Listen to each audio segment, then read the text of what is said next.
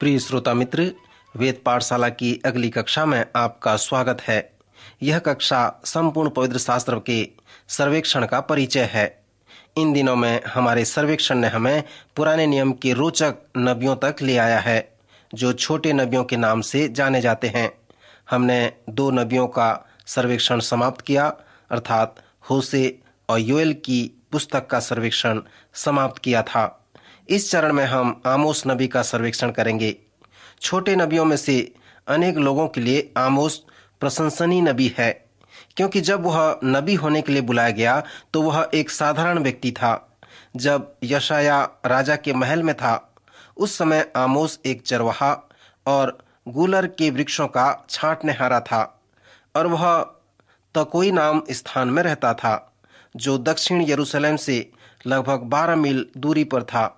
वहां पर जो नामधारी नबी थे, सच्चे नबी थे, पढ़े लिखे नबी थे, वे आमोस के दिनों में प्रचार नहीं कर रहे थे, पर उसे कहा गया कि वह चरवाहा कार्य करना छोड़ दे और गूलर उठाना छोड़ दे और इस्राएल के उत्तरी राज्य में जाकर परमेश्वर के वचन का प्रचार करे।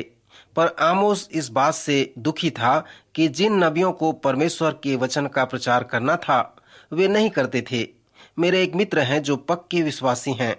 उन्होंने परमेश्वर के वचन का गहन अध्ययन करना प्रारंभ किया। जब वे अध्ययन कर रहे थे और कलीसिया में संदेशों को सुन रहे थे, तब उन्होंने एक अवलोकन किया कि कलीसिया में ऐसे लोग हैं जो वचन को जानते तो हैं, परंतु विश्वास नहीं करते, और ऐसे भी लोग हैं जो विश्वास करते हैं पर वे वचन को नहीं जानते। परंतु उसने निर्णय लिया कि वह न केवल विश्वास करेगा पर वचन को जानेगा।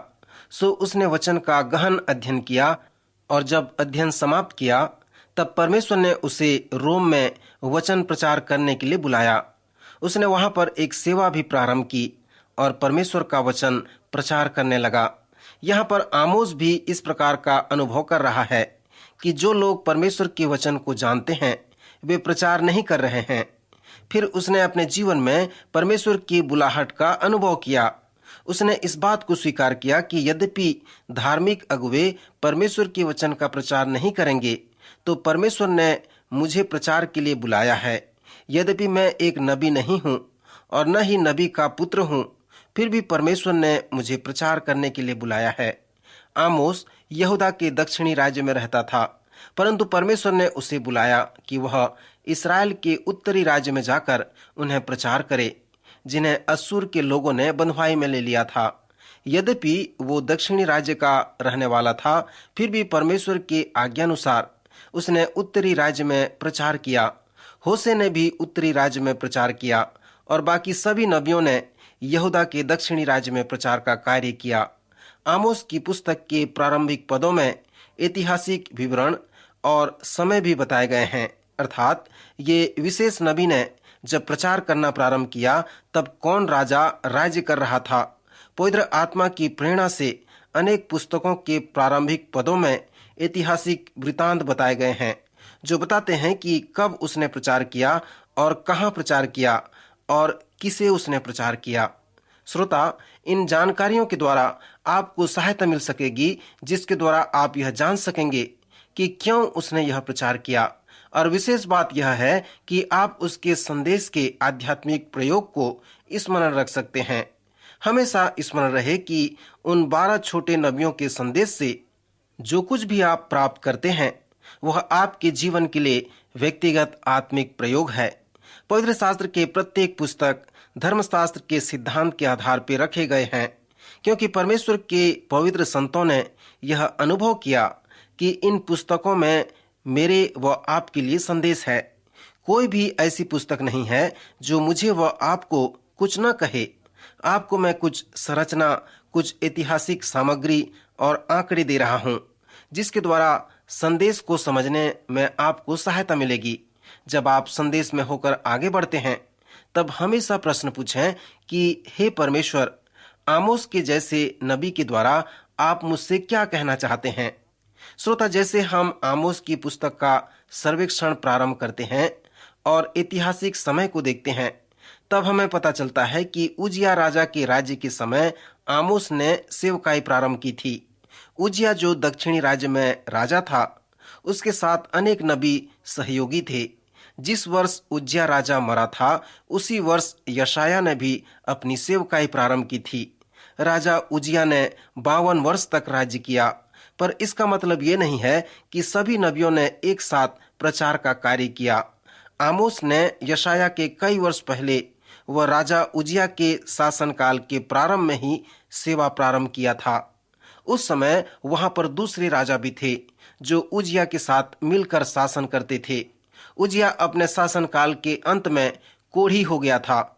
जब आमोस सेवकाई कर रहा था, तब उस समय और 2 राजाओं का नाम आया है, जैसे आहाज जो दुष्ट राजा था, और एक अच्छा राजा था जिसका नाम हिजकिय्याह था। हमें यह भी बताया गया है कि आमोस की सेवकाई के 2 वर्ष के पहले एक बहुत बड़े पैमाने पर भूइंडोल हुआ था। यह इतना बड़ा था कि 200 वर्ष के बाद भी जकरिया ने इसके विषय में वर्णन किया है। सभी राजाओं और विद्वानों ने इस भूइंडोल के समय का वर्णन किया। सो आमोस नबी के पुस्तक में हमें ऐतिहासिक समय का वृतांत मिलता है। जब आप आमोस के जीवन काल को समझेंगे, तब आप ये अनुभव करेंगे कि आमोस शायद होशे नबी को जानता होगा और शायद वे सहयोगी रहे होंगे। आमोस शायद योना और एलिसा नबियों को भी जानता रहा होगा। इस सभी समय व काल को देखकर ऐसा प्रतीत होता है कि आमोस की सेवकाई के अंत में यशाया व मिका छोटे बच्चे रहे होंगे और आमोस के प्रचार को सुने भी होंगे। सो यहाँ पर हम आमोस व अन्य नबियों के ऐतिहासिक संदर्भ व महत्व के तुलनात्मक बातों को देखते हैं। आमोस की पुस्तक के प्रारंभिक पद से पता चलता है कि उज्जिया राजा के राज्य के समय आमोस ने सेवकाई की थी। उज्जिया एक अच्छा राजा था और उसने अच्छी तरह से शासन चलाया था। इस्राएल प्रजा बहुत आनंदित थे। उनका समय बड़ा उन्नतिशील था और हर तरह से वे आशीषों का अनुभव करते थे। आमोस ने उनके सर्दी गर्मी के घरों और सज्जा सामग्री के विषय में विस्तृत रूप से वर्णन किया था। साथ ही साथ उनके महंगे कपड़े के विषय में भी बताया है। सो ऐसा प्रतीत होता है कि उत्तरी राज्य में जब आमोस सेवकाई कर रहा था, तब लोग उन दिनों में संपन्न थे और वे आमोस को पसंद भी करते थे। परमेश्वर के लोग जैसे अमेरिका और अन्य देशों में हर तरह से आशीषित हुए हैं। आमोस का संदेश इन दिनों में रहने वाले विश्वासियों के लिए एक विशेष आत्मिक प्रयोग हो सकता है। आमोस के 50 वर्ष की सेवकाई के बाद अश्शूरों ने उत्तरी राज्य पर धावा बोलकर उसे जीत लिया। यद्यपि आमोस की सेवकाई के समय उत्तरी राज्य के लोग समृद्ध, धनी व संपन्न थे, फिर भी अश्शूरों ने उन्हें जीत लिया। आमोस एक महान उपदेशक था और वो सभी नबी भी महान उपदेशक थे। उनके संदेशों का अध्ययन करना और जानना अच्छा है कि वे कितना अर्थपूर्ण हैं। वे बहुत ही खराई व सिधाई के साथ प्रचार किया करते थे। हमने उसे होशे में देखा और हम उसे विशेषकर आमोस की पुस्तक में भी देखेंगे, क्योंकि आमोस एक साधारण चरवाहा व गूलर उठाने वाला था। क्योंकि आमोस खरा व स्पष्ट बोलने वाला था। पहले व दूसरे अध्याय की भविष्यवाणी में वह बहुत ही व्यवहार कुशल बातें करता है। आमोस अपना संदेश इस वचन के साथ कहता है कि हे इस्राएलियों, यहोवा का वचन सुनो। वह हमेशा पहले अच्छा समाचार सुनाता है, फिर वह उनके लिए बुरा समाचार लेकर आता है। श्रोता मित्र, आप इस प्रकार के कहानी व किस्सा अवश्य सुने होंगे कि पहले अच्छा समाचार मिलता है, फिर तुरंत बाद पुनः बुरा समाचार मिलता है। सो आमोस भी पहले उन्हें अच्छा संदेश सुनाता था, फिर उनके लिए बुरा समाचार लेकर आता था। अच्छा समाचार सुनाकर वह लोगों के ध्यान को अपनी ओर आकर्षित कर लेता था और फिर उसी समय बुरा समाचार भी सुनाता था। आमोस अपने प्रथम 2 अध्याय में अच्छा समाचार सुनाते हुए कहता है कि यहूदा के लोगों को जिन शत्रुओं ने घृणा किया है, उन्हें बंधुआई में ले लिया जाए। परमेश्वर उनका न्याय करेगा। फिर आमोस उनके एक एक राज्य का नाम लेता है और कहता है कि परमेश्वर का न्याय उन पर आएगा, वह उन्हें दंड देगा। जब लोग बड़े ध्यान से आमोस के संदेश को सुनते थे, तब उसी समय वह उनसे प्रचार करके कहता था, यहोवा यूं कहता है, यहूदा के 3 क्या वरन 4 अपराधों के कारण मैं उसका दंड न छोड़ूंगा, क्योंकि उन्होंने यहोवा की व्यवस्था को तुच्छ जाना है और मेरी विधियों को नहीं माना है और अपने झूठे देवताओं के कारण जिनके पीछे उनके पुरखा चलते थे वे भी भटक गए हैं, इसलिए मैं यहूदा में आग लगाऊंगा और उससे यरूशलेम के भवन भस्म हो जाएंगे। आमोस के संदेश का यह भाग दक्षिण राज्य के लिए था।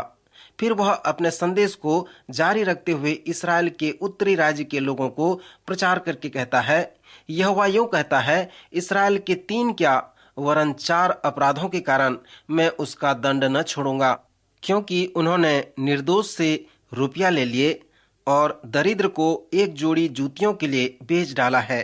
वे कंगालों के सिर पर की धूलि का भी लालच करते और नम्र लोगों को मार्ग से हटा देते हैं और बाप बेटा दोनों एक ही कुंवारी के पास जाते हैं, जिससे मेरे पवित्र नाम को अपवित्र ठहराएं। वे एक वेदी के पास बंधक के वस्त्रों पर सोते हैं और दंड के रुपये से मोल लिए हुए दाख मधु अपने देवता के घर में पी लेते हैं। मैंने तुम्हारे पुत्रों में से नबी होने के लिए और तुम्हारे कुछ जवानों में से नाजीर होने के लिए ठहराया। हे इस्राएलियों, क्या यह सब सच नहीं है? यहोवा की यह वाणी है, परंतु तुमने नाजीरों को दाख मधु पिलाया और नबियों को आज्ञा दी कि भविष्यवाणी न करें, इसलिए मैं तुमको ऐसा दबाऊंगा, ऐसी पुलों से भरी हुई गाड़ी के नीचे दबाई जाती है।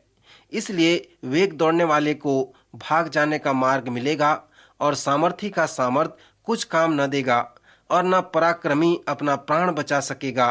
धनुर्धारी खड़ा न रह सकेगा और फुर्ती से दौड़ने वाला न बचेगा। सवार भी अपना प्राण न बचा सकेगा और सूरवीरों में जो अधिक धीर हो वह भी उस दिन नंगा होकर भाग जाएगा। यहोवा की यही वाणी है।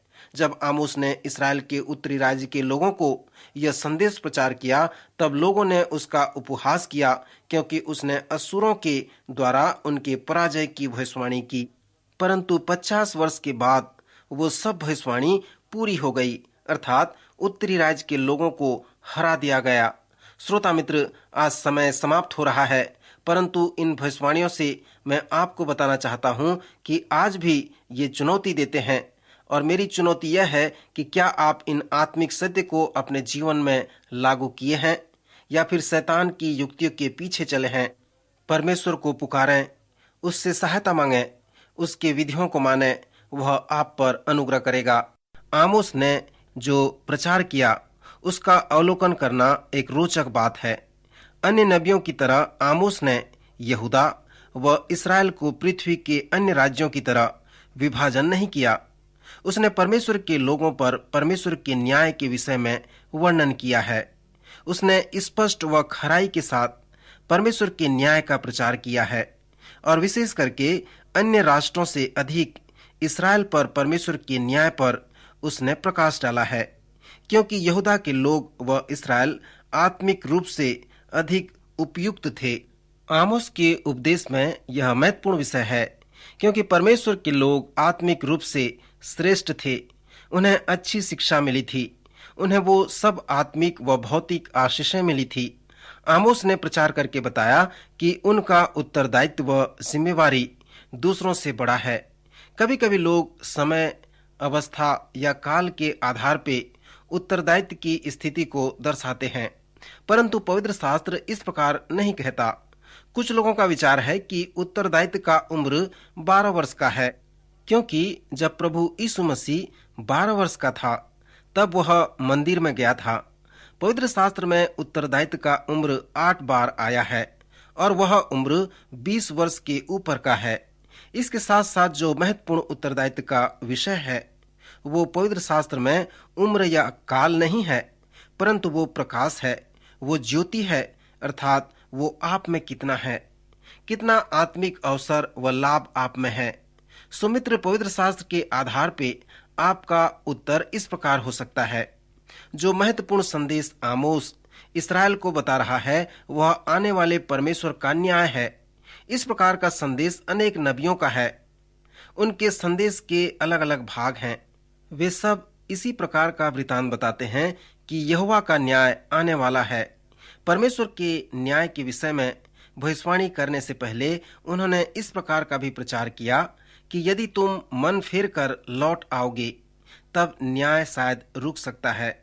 जब नबियों ने वापसी व छुटकारे का प्रचार किया, तब उसे जानना महत्वपूर्ण है कि उन्होंने इसराइल को प्रचार किया या यहूदा को प्रचार किया। जब उन्होंने प्रचार किया कि यहूदा का छुटकारा परमेश्वर के हाथ में है, तो उसमें दो बातें हैं। प्रथम, कि तुम लोग बाबुल की बंधुआई से 70 वर्ष के बाद वापस लौटोगे। फिर उन्होंने अंतिम समय में इसराइल के भौगोलिक छुटकारे का भी प्रचार किया, और फिर वे परमेश्वर के पास इसराइल को आत्मिक रूप से वापस आने का प्रचार किया, जो अभी तक नहीं हुआ है। जब होशे और आमोस के जैसे नबियों ने उत्तरी राज्य को उनके वापसी के विषय में प्रचार किया, तब वे अश्शूर की बंधुआई से वापस आने के विषय में नहीं कहा, क्योंकि अश्शूर की बंधुआई उनके लिए अंतिम गली था। उन्होंने स्पष्ट रूप से प्रचार करके कहा कि तुम वापस नहीं आओगे, तुम्हें कोई नहीं बचा सकेगा। नबी इस बात को अच्छी तरह से जानते थे कि अश्शूर की बंधुआई से उनका वापसी नहीं हो सकता। फिर भी नबियों ने उनके वापसी के विषय में प्रचार किया। उत्तरी राज्य में उनके वापसी के विषय में प्रचार करने की अपेक्षा उन्हें अंतिम समय के छुटकारे के विषय में प्रचार करना था, जो इन दिनों में हो रहा है। उन्होंने विखंडन और छितराव का प्रचार किया, जिसे हम आज अपने जीवन काल में देख रहे हैं। यहूदी लोग इन दिनों में संपूर्ण पृथ्वी पर फैले हुए हैं, तितर बितर हैं।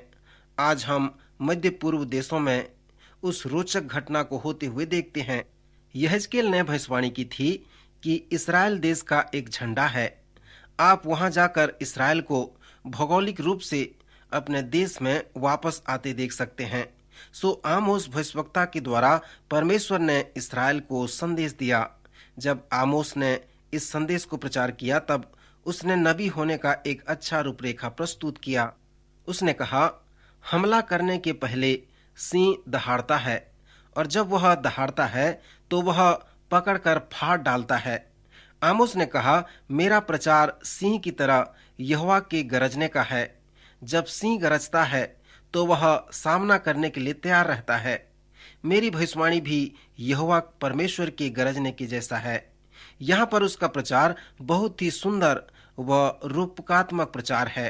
वह उस दहाड़ने वाले सिंह के जैसे है, और अश्शूर की बंधुआई वो सिंह के समान है। इस भविष्यवाणी के प्रारंभिक पदों में आमोस परमेश्वर के लोगों को प्रचार करके कहता है, परमेश्वर ने उनके उपाय किए कि वे वापस लौट आएं, परमेश्वर की सुने और अश्शूर की बंधुआई से वापस जाएं। परमेश्वर ने वर्षा रोक दिया ताकि वे भूखे रहें। यहोवा ने उन पर विनाश व फफूंद भेज दिए, महामारी भेज दिए। उनके जवान युद्ध में मारे गए, युद्ध में उनके घोड़े खो गए, उनके नगरों को उजाड़ दिया गया। फिर भी वे अद्भुत रूप से बचाए गए, परंतु उन्होंने परमेश्वर के पास नहीं आया।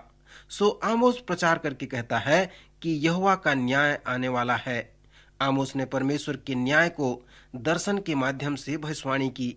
उसका दर्शन उसके संदेश का केंद्र था। सर्वप्रथम उसके पुस्तक के 7वें व 8वें अध्याय में टिड्डियों का दर्शन है। आमोस देखता है कि वो भयानक टिड्डियां हैं जो सब कुछ विनाश कर रहे हैं। सो जिस प्रकार मूसा ने इस्राएली प्रजा के लिए विनती किया, उसी प्रकार आमोस ने भी विनती व प्रार्थना किया। उसने कहा, हे परमेश्वर, क्षमा कर, नहीं तो याकूब कैसे स्थिर रह सकेगा। वह कितना निर्बल है, छोटा है, उन्हें मिटा न डाल। सो इसके विषय में परमेश्वर पछताया और कहा, ऐसी बात अब न होगी।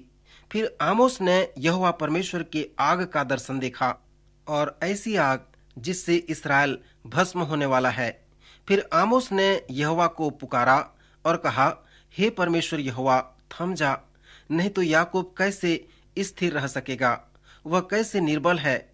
इसके विषय में भी यहोवा पछताया, और परमेश्वर यहोवा ने कहा, ऐसी बात अब फिर न होगी। फिर उसने तीसरा दर्शन देखा। अब विषय कुछ गंभीर होता जा रहा था। उसने देखा कि प्रभु साहुल लगाकर बनाई हुई किसी भीत पर खड़ा है, और उसके हाथ में साहुल है।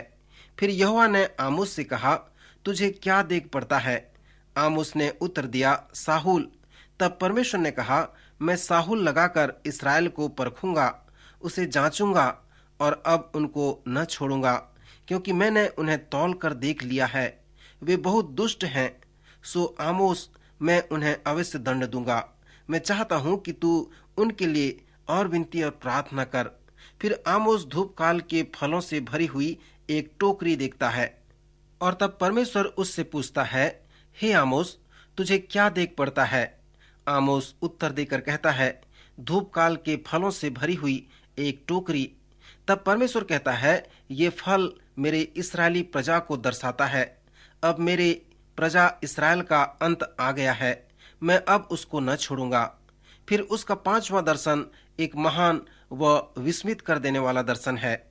आमोस ने प्रभु को वेदी के ऊपर खड़ा देखा और उसने कहा, खंभे की कंगनियों पर मार, जिससे डेवड़ियां हिलें और उनको सब लोगों के सिर पर गिरकर टुकड़े टुकड़े कर, और जो नाश होने से बचे उन्हें मैं तलवार से घात करूंगा और उनमें से एक भी न भाग निकलेगा, और जो अपने को बचाए वह बचने न पाएगा, क्योंकि चाहे वे खोद कर अधलोक में उतर जाएं, तो वहां से मैं हाथ बढ़ाकर उन्हें लाऊंगा। चाहे वे आकाश पर चढ़ जाएं, तो वहां से मैं उन्हें उतार लाऊंगा। चाहे वे पहाड़ व चट्टान में भी छिप जाएं, वहां से भी मैं उन्हें पकड़ लूंगा। सो यहोवा के न्याय से कोई भी नहीं बच पाएगा। वचन में हम पढ़ते हैं, सेनाओं के यहोवा परमेश्वर के स्पर्श करने से पृथ्वी पिघलती है और उसके सारे रहने वाले विलाप करते हैं। सो अंतिम दर्शन यह है कि प्रभु वेदी के ऊपर खड़े हैं और परमेश्वर की ओर से ताड़ना व दंड लोगों पर आ रहा है, जिससे वे नहीं बच सकते। श्रोता मित्र, आमोस के संदेश का सार यही है। यह एक मनोहर व रमणीय उपदेश है। आमोस के प्रचार करने के 50 वर्ष के बाद यह बिल्कुल सच निकला। यद्यपि उत्तरी राज्य के लोगों ने आमोस के संदेश का, उसके भविष्यवाणी का मजाक उड़ाया, परंतु बाद में उसकी भविष्यवाणी पूरी हुई। जब आमोस उत्तरी राज्य में जाकर प्रचार किया, तब हम पढ़ते हैं कि झूठे नबी उससे कहने लगे, हे नबी, तू यहाँ से चला जा, तू यहूदा में जा और वहां पर अपना प्रचार का कार्य कर। अपने दर्शन को लेकर हमारी चिंता न कर। सो यहाँ पर भविष्यवाणी न कर, क्योंकि यह राजा का पवित्र स्थान और राजनगर है। तब आमोस ने उत्तर देकर कहा, मैं न तो भविष्यवक्ता था और न भविष्यवक्ता का बेटा। मैं तो गाय बैल का चरवाहा और गुलर के वृक्षों का छांटने हारा था। परंतु यहोवा ने मुझे भेड़ बकरियों के पीछे पीछे फिरने से बुलाकर मुझे कहा है, मेरी प्रजा इस्राएल से भविष्यवाणी कर। इसलिए अब तू यहोवा का वचन सुन। तू कहता है कि इस्राएल के विरुद्ध भविष्यवाणी मत कर। इस कारण यहोवा यूं कहता है, तेरी स्त्री नगर में वेश्या हो जाएगी और तेरे बेटे बेटियां तलवार से मारे जाएंगे और तेरी भूमि डोरी डालकर बांट ली जाएगी और तू आप अशुद्ध देश में मरेगा और इस्राएल अपनी भूमि पर से निश्चय बंधुआई में आ जाएगा। श्रोता, आप यहाँ पर देखें कि जिस प्रकार यिर्मयाह ने किया था, उसी प्रकार आमोस ने भी भविष्यवाणी की। जब झूठे नबियों ने यिर्मयाह के पास आकर उसका खंडन किया, तब यिर्मयाह ने कहा, तुम 1 वर्ष के अंदर मर जाओगे, और 2 महीने के अंदर वे मर गए। इसलिए अनेक लोग भविष्यवक्ता या उपदेशक से डरते हैं। यहाँ पर हम देखते हैं कि आमोस ने कभी ऐसा नहीं कहा। इस सच्चाई के आधार पे यहोवा का न्याय उन पर आने वाला था और आमोस का यह संदेश वहां के लोगों के पापों के लिए था। प्रभु यीशु मसीह ने अपनी शिक्षा में इसी प्रकार बताया है।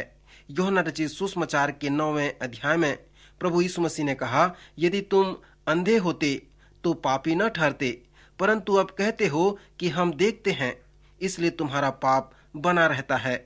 यहाँ पर प्रभु यीशु धार्मिक अगुवों को बताने का प्रयास कर रहे हैं कि वे आत्मिक रूप से अंधे हैं। फिर उन्होंने कहा, क्या तू ये कहना चाहता है कि हम अंधे हैं? तब यीशु ने उनसे कहा, तुम अंधे होते तो पापी न ठहरते। श्रोता, मैं विश्वास करता हूँ कि आमोस का संदेश अनेक आत्मिक सच्चाई को प्रस्तुत करता है। इस्राएल आज भी आत्मिक रूप से अपने परमेश्वर के पास वापस नहीं आया है। जब वे परमेश्वर के पास वापस आएंगे तो जान लें कि परमेश्वर ने इस्राएली लोगों को आत्मिक रूप से वापस ले लिया है, क्या आप आत्मिक रूप से परमेश्वर के पास आए हैं? वो परमेश्वर जो आपसे प्रेम रखता है, आपके भविष्य की चिंता करता है, उसके विषय में हम और भी अधिक आपको बताना चाहते हैं। आज ही हमें पत्र लिखकर बताएं। प्रभु इन वचनों द्वारा आपको आशीष दे।